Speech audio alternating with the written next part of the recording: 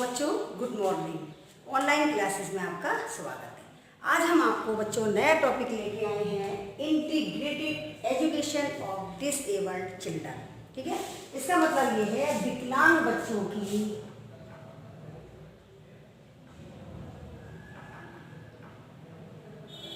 विकलांग बालकों की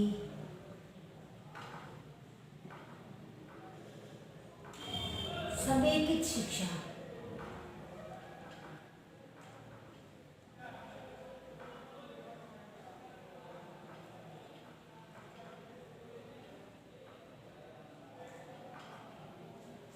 इसका मतलब है बच्चों विकलांग बालकों की समेकित शिक्षा। ये हमारा आज का टॉपिक है कि इंटीग्रेटेड एजुकेशन। तो बच्चों इसमें क्या है कि ये विकलांग बालकों की समेकित शिक्षा से तात्पर्य ये है कि हमारी ये जो कोठारी आयोग है, कोठारी आयोग की रिपोर्ट पर अमल करते हुए, है ना, और भारत में शिक्षा की समस्याओं को देखते हुए, भारत में जो हमारी विशेष शिक्षा है, हमारी विशेष शिक्षा की समस्याओं को देखते हुए और हमारे योग्य एवं प्रशिक्षित शिक्षकों की कमी को देखते हुए, तो भारत सरकार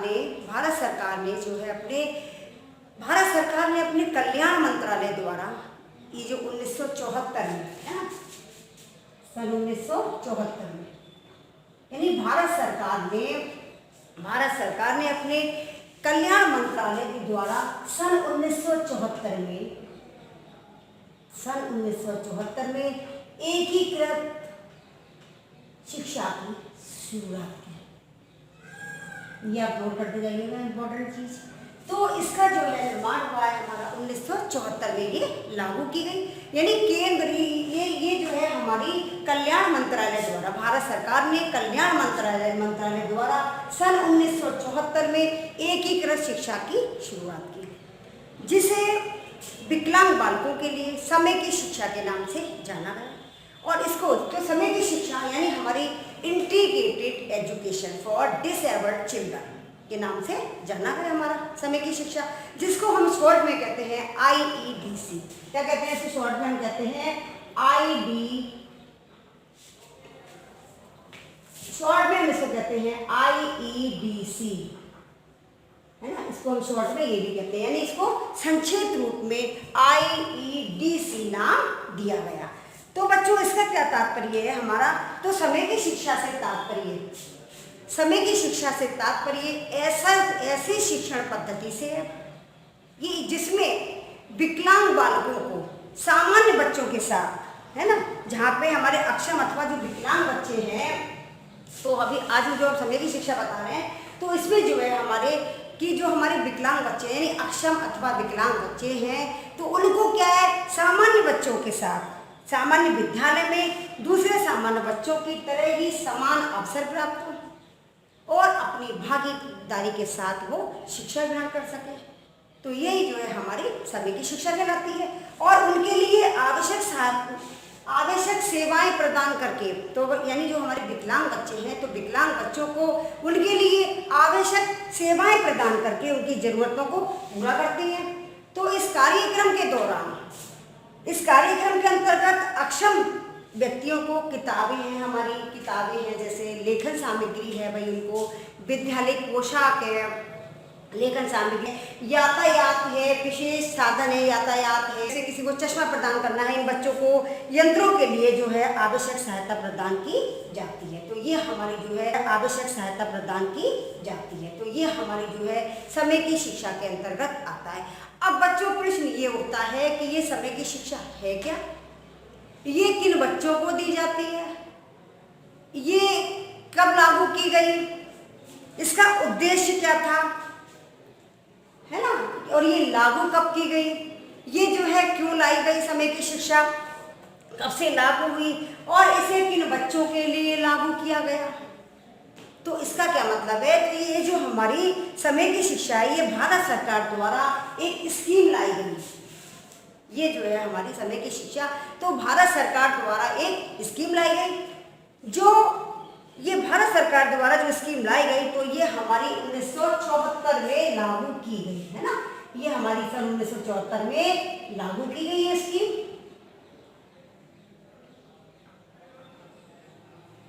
1974 में भारत सरकार द्वारा जो समय की शिक्षा की शुरुआत हुई, तो स्कीम हमारी जो थी ये 1974 में लागू की गई, यानी IEDC, जो मैंने अभी आपको बताया था संक्षेप में इसका रूप IDEC, यानी integrated education of disabled children.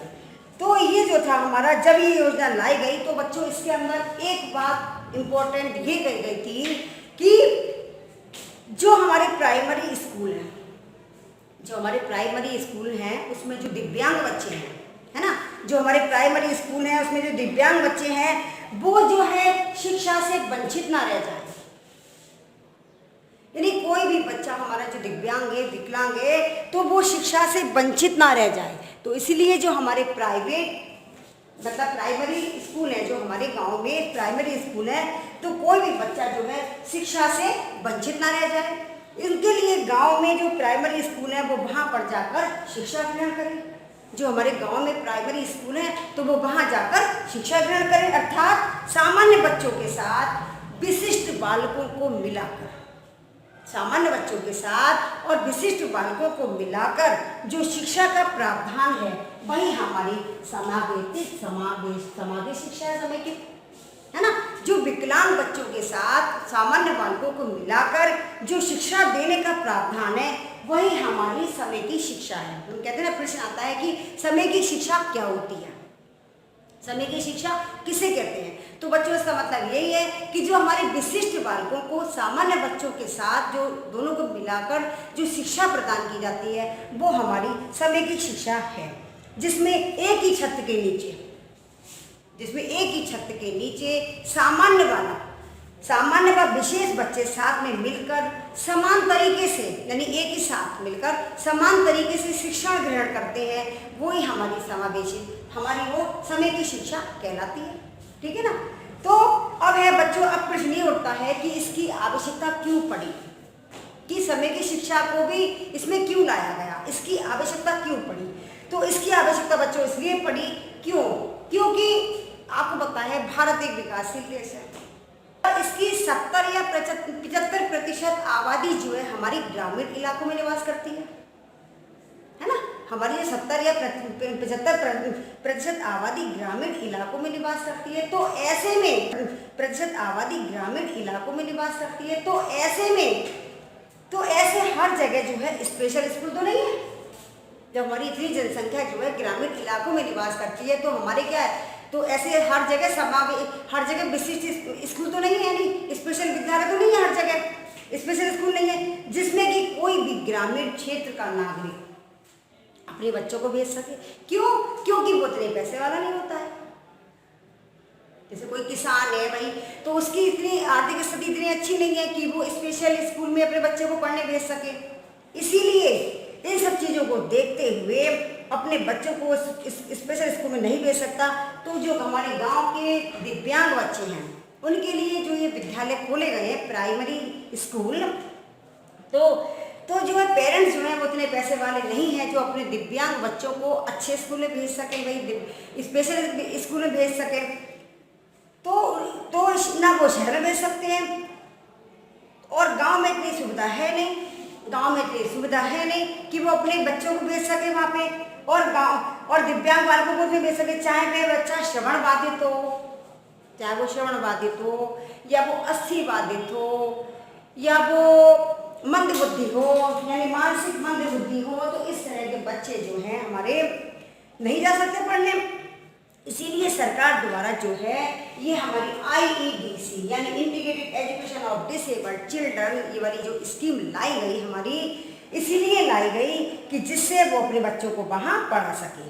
तो बच्चे जो जिस प्रकार के बच्चे मैं आपको बता रही हूँ, जो अक्षम है हमारे विकलांग बच्चे हैं, चाहे वो मानसिक मंद बच्चा हो, तो जो इस तरह के जो बच्चे हैं, इसीलिए ये स्कीम लाई गई कि वो उनकी क्योंकि इनको वो अपने गांव में ऐसी सुविधा नहीं है जो अपने बच्चों को पढ़ा सके। तो ये सरकार के द्वारा जो स्कीम लाई गई है, जिससे वो बच्चे, इसके तहत सामान्य बच्चों के साथ एक विशिष्ट शिक्षक नियुक्त किया जाता है, इसलिए ये स्कीम लाई गई। और इस स्कीम के तहत इसमें एक विशिष्ट शिक्षक नियुक्त किया जाता है, बच्चों के साथ एक विशेष शिक्षक नियुक्त किया जाता है। उस शिक्षक को क्या होता है, आसपास गांव के 4-5 विद्यालय दे दिए जाते हैं। है ना। आसपास गांव के 4-5 विद्यालय दे गई। अब क्या है, उस शिक्षक की ही जिम्मेदारी है जो आज के हम आसपास के जो 4-5 विद्यालय उसको दिए गए हैं, तो उस शिक्षक की ही जिम्मेदारी है उसका निरीक्षण करना। जो हमारा विशेष शिक्षक है जिसको इसमें नियुक्त किया गया है, तो वह विशेष अध्यापक जो है समय समय पर वहां जाकर, अब जो उसको उसके अंडर में जो 4-5 विद्यालय उसे दे दिए गए हैं, अब वो उसी की रिस्पॉन्सिबिलिटी है कि वो उसमें जाकर समय समय पर वहां जाकर उन स्कूल का निरीक्षण करें, है ना। स्कूल के बारे में जाकर देखे भाई स्कूल में क्या चल रहा है, और स्कूल के सामान्य शिक्षकों का मार्गदर्शन करता है। जो स्कूल में उस स्कूल में जो टीचर पढ़ाते हैं भाई उनका जो है निरीक्षण करे, जाके समय समय पर वहाँ जाकर उनका मार्गदर्शन करता है, और वहाँ के प्रिंसिपल का भी मार्गदर्शन करता है, और वहाँ के बच्चों का भी मार्गदर्शन करता है, ये देखने के लिए कि बच्चों की पढ़ाई कैसी चल रही है, यहाँ पर सब कुछ कैसा चल रहा है। और समय समय पर बच्चों का टेस्ट भी लिया जाता है भाई कि बच्चों ने अब तक कितना सीखा, और वह बच्चों को भी मार्गदर्शन करता है, उन्हें बताता है कि, और उनके जो वहाँ के शिक्षक हैं भाई उनको भी ये बताता है कि भाई इन बच्चों के साथ कैसा व्यवहार करना है, इन्हें कैसा बिहेव करना है, इनको किस चीज़ की ज़रूरत है, उनकी ज़रूरतों को पूरा करना है। तो इस तरह से जो है, और वो समय समय पर स्वयं भी कभी कभी क्लास लेता है जाके बच्चों की, यानी बच्चों का टेस्ट लेता है। तो इससे क्या है, विद्यालय का वातावरण जैसा भी होता है तो उसके अनुरूप ही हमारे जो विकलांग बच्चे हैं उसको विद्यालय के वातावरण के अनुरूप स्वयं भी ढलना पड़ता है। इसके लिए विद्यालय प्रबंधन कुछ नहीं कर सकता, है ना। तो बच्चे को जो है विद्यालय के अनुरूप स्वयं को ही ढालना होगा। विद्यालय प्रबंध जो है उस बच्चे के लिए, जो हमारे इस प्रकार के विकलांग बच्चे हैं, इन बच्चों के लिए अलग से कुछ भी नहीं कर सकता, उसकी जिम्मेदारी नहीं है। लेकिन आजकल क्या है बच्चों, वर्तमान समय की बात करें, हम अगर वर्तमान समय की बात करें तो समाकलित शिक्षा जो है, हमारी समय की शिक्षा को और भी परिवर्तित करके, ये जो हमारी समय की शिक्षा है इसको और भी परिवर्तित करके और इसमें सुधार लाकर इसे समावेशी शिक्षा का रूप भी दिया गया है, ठीक है ना। तो बच्चों इसी के आधार पर जो है हमारा, अब ये हमारी जो समय की शिक्षा है, तो इसलिए ये जो है हमारे 1974 में इसको लागू किया गया था। तो ये योजना जो है हमारी, जो ये जो समय की शिक्षा के प्रति में सन 1982 में ये शिक्षा विभाग द्वारा इसको समर्पित कर दिया गया, शिक्षा विभाग को। यानी 1974 में तो ये लागू की गई और 1982 में इसे शिक्षा विभाग में समर्पित कर दिया गया था। इस योजना के प्रारूप का यही 1982 में इसे शिक्षा विभाग में समर्पित कर दिया गया था। इस योजना के प्रारूप का यही उद्देश्य था, जो मैं भी आपको बता रही थी कि समय की शिक्षा क्या होती है और समय की शिक्षा किसे कहते हैं, जो मैंने भी आपको बताया है। फिर इस योजना के प्रारूप का उद्देश्य जो था, विकलांग बालकों को, इसका मेन प्रारूप यही था कि विकलांग बालकों को सामान्य विद्यालय व्यवस्था के अंतर्गत शिक्षा प्रदान करना था। इसका उद्देश्य यही था कि विकलांग बच्चों को सामान्य विद्यालय व्यवस्था के अंतर्गत शिक्षा प्रदान करना था। इस व्यवस्था के अंतर्गत विकलांग बालक जो हैं, इस व्यवस्था के अंतर्गत विकलांग बालक सामान्य बालकों के विद्यालय में शिक्षा प्राप्त कर सकते हैं। इसमें सामान्य रूप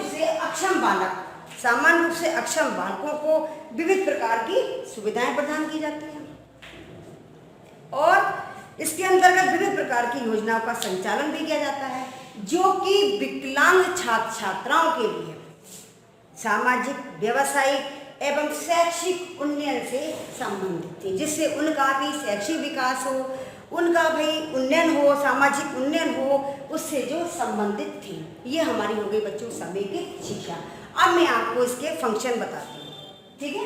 ये हो गई हमारी समय की शिक्षा। अब मैं आज आपको इसके फंक्शन बताती हूँ, फंक्शन एंड एम्स।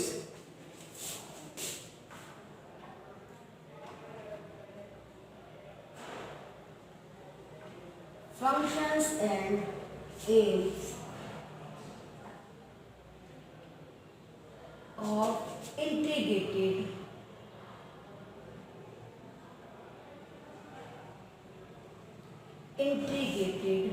education.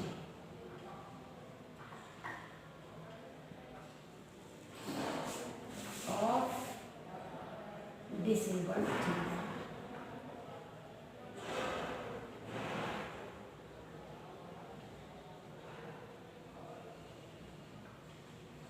ठीक है, यानी इसके उद्देश्य एवं कार्य, इसके ये है हमारे उद्देश्य एवं कार्य।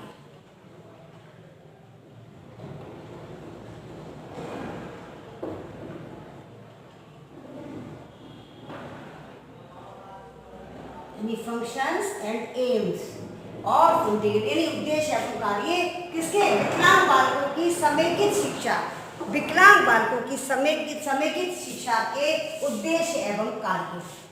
अब प्रश्न ये है भाई कि विकलांग बालकों की समेकित शिक्षा योजना का उद्देश्य मात्र शिक्षा ग्रहण करना ही नहीं है ना, मात्र शिक्षा तक ही सीमित नहीं था, वरन विकलांग छात्र छात्राओं की व्यावसायिक, आर्थिक एवं सामाजिक उन्नति से भी है, कि इनकी व्यावसायिक, आर्थिक और सामाजिक उन्नति से भी संबंधित है। तो इस योजना के तहत अनेक उद्देश्यों को लाया गया। इस योजना के तहत जो है हमारे अनेक उद्देश्यों को लाया गया इसमें। तो बच्चों इसमें जो अनेक उद्देश्यों को, इसका अभी ये पूर्ण नहीं हुआ, तो इस योजना के तहत जो है हमारे अनेक उद्देश्यों को भी लाया गया। पहला है हमारा आर्थिक विकास संबंधी, इसका पहला उद्देश्य है हमारा आर्थिक विकास संबंधी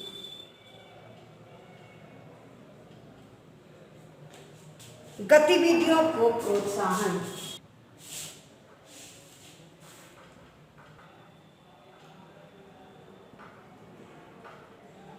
गतिविधियों को प्रोत्साहन।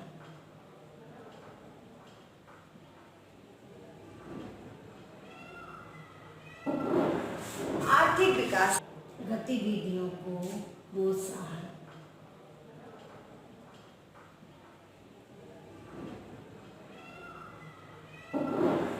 आर्थिक विकास संबंधी गतिविधियों को प्रोत्साहन इस योजना का प्रमुख उद्देश्य था।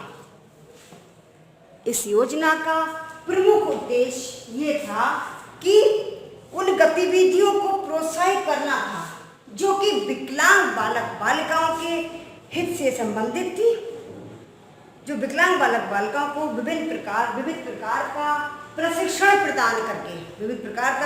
प्रदान करके तथा आर्थिक सुविधाएं प्रदान करके उनका आर्थिक उन्नयन किया जाए, जिससे समाज में उनको सम्मानजनक स्थिति मिल सके। यानी विकलांग बच्चों का आर्थिक विकास संबंधी उनको गतिविधियों के लिए उनको प्रोत्साहित किया जाए, यानी आर्थिक विकास संबंधी उनकी गतिविधियों को जो है प्रोत्साहित करना है। इसका उद्देश्य यही था कि जो हमारे विकलांग बालक बालिकाओं हैं तो उनको विविध प्रकार की विविध प्रकार के प्रशिक्षण प्रदान करके और आर्थिक सुविधाएं यानी आर्थिक विकास संबंधी सुविधाएं प्रदान करके उनका आर्थिक उन्नयन किया जा सके, यानी उनकी आर्थिक उन्नति की जा सके, जिससे कि वो समाज में सम्मानजनक स्थिति प्राप्त कर सके और सम्मानजनक जीवन व्यतीत कर सके, उनके साथ किसी प्रकार का कोई भेदभाव ना किया जाए। इसलिए उनको गतिविधियों को प्रोत्साहन दिया गया, यानी आर्थिक विकास संबंधी गतिविधियों को उनको प्रोत्साहित किया गया। अब आता है स्वरोजगार का उन्नयन। दूसरा है हमारा स्वरोजगार।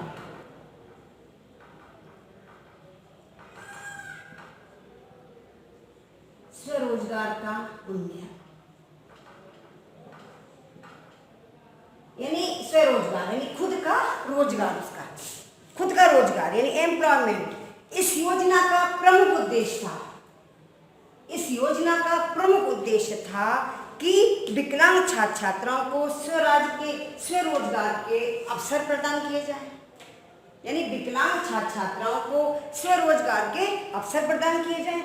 जैसे विकलांग छात्र माध्यमिक स्तर की शिक्षा प्राप्त करने के बाद अपना व्यवसाय करना चाहते हैं तो सरकार द्वारा विकलांग छात्र छात्राओं को व्यवसाय हेतु उनको आर्थिक सहायता प्रदान की जाएगी, जिससे वो अपना रोजगार कर सके। तो व्यवसाय के लिए उनको प्रशिक्षण के लिए सुविधाएं उपलब्ध कराई जाएंगी और उनको भाई आर्थिक सहायता भी प्रदान की जाएगी तथा उनका व्यवसाय आरंभ करने के लिए उनको धन भी प्रदान किया जाएगा। इस शिक्षा के तहत जो है विकलांग बालकों का स्वरोजगार के जो अवसर प्रदान कराना है, इससे क्या है माध्यमिक जो बच्चे हैं हमारे विकलांग बच्चे हैं उनको क्या है अपना स्वरोजगार के लिए वो अपना व्यवसाय कर सकते हैं, और व्यवसाय आरंभ करने के लिए उन बच्चों को धन भी प्रदान किया जाएगा। ठीक है, बाकी का मैं आपको कल कराऊंगी बच्चों। धन्यवाद।